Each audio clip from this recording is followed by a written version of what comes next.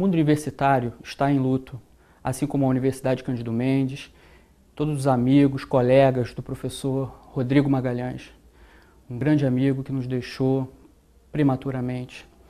Esse programa vai em homenagem a ele, essa pessoa maravilhosa, esse professor excelente, muito bem avaliado, advogado de muito talento e um músico também muito talentoso.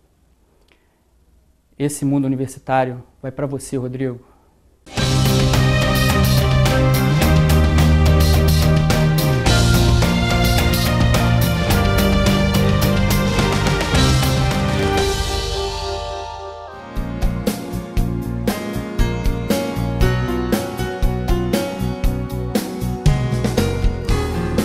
Existem algumas formas de ingresso no ensino superior. Uma delas é o tradicional vestibular e, mais recentemente, aqui no Brasil, a gente tem o Enem. Sim, o Exame Nacional do Ensino Médio, muito polêmico, sempre sofre ajustes, alterações. E para falar sobre isso, para falar sobre essas possíveis mudanças no Enem de 2017, a gente convidou aqui o professor Guto Fersosa, que é uma celebridade aí entre os professores dos cursos preparatórios, do ensino médio aqui na cidade, na região. Vai apresentar para a gente aqui se houve alguma mudança, vai dar algumas dicas importantes para você de como se preparar para essas avaliações que são polêmicas, são complexas, requer uma dedicação muito grande. Tudo bem, Guto? Tudo bem, Rodrigo. Muito prazer. Agradeço o convite. É sempre bom a gente falar sobre temas que a gente gosta, né, que nos agradam.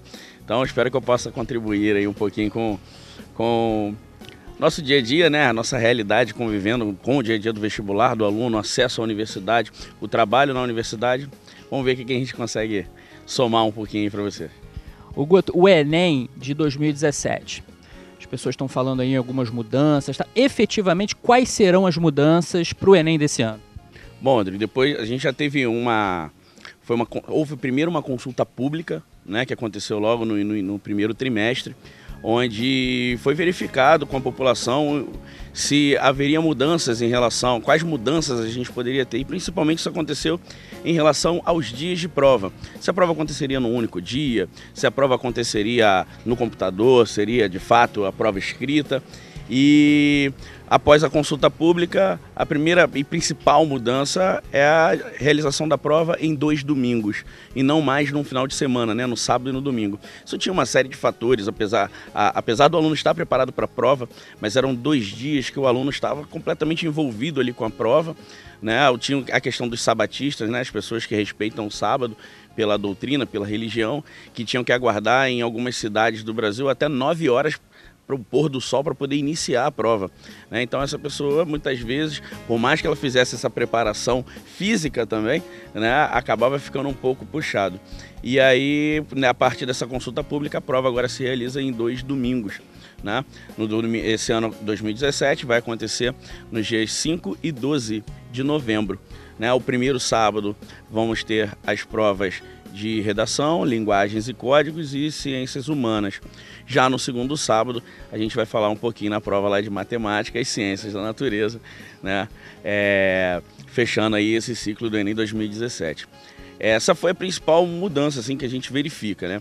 Teve outro ponto que a gente também percebeu, que é o fato do Enem, antigamente, até então, ele servia como certificação do ensino médio. Hoje isso não mais acontecerá, né? Hoje a gente tem outra prova, que é o Enseja, que vai fazer esse tipo de certificação. Então, antigamente, até o Enem do ano passado, o candidato ele fazia 450 pontos, ele conseguia pegar o certificado dele no ensino médio, 450 pontos em cada área. Esse ano isso não vai acontecer.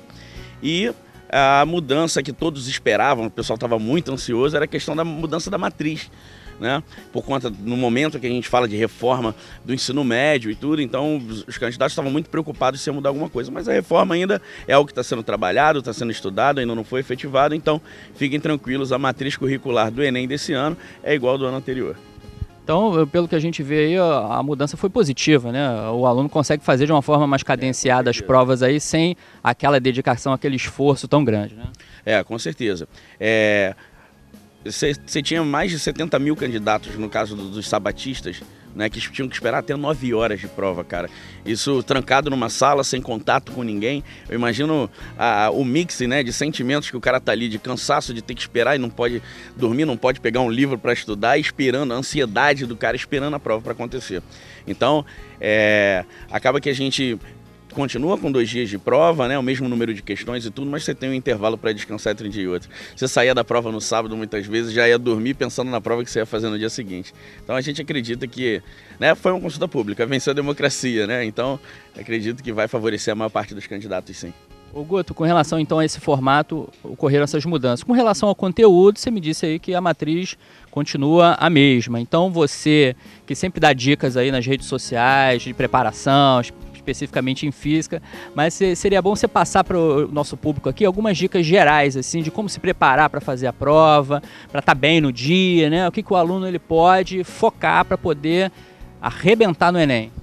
Como você bem falou, né? Eu considero assim, eu falo muito para os meus alunos, não só, né, da parte de vestibular, mas eu acho que a prova, assim, ir de encontro a uma prova, eu acho que vai muito a você participar de um campeonato, de uma competição, um jogo de futebol. A gente precisa estar preparado, né? E vestibular, cara, ele vai além do conhecimento. 70% é conhecimento, é o que tu sabe, é como é que tu tá e tudo mais.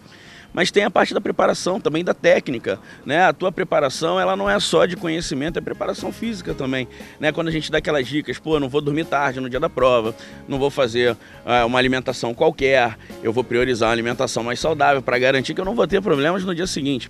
E isso, preparar para uma prova com o Enem, com a quantidade de conteúdos que a gente tem, não é uma coisa que eu vou preparar em 2 semanas. Né? Então a gente precisa, a palavra-chave aí, como você usou o termo, é foco e planejamento, cara.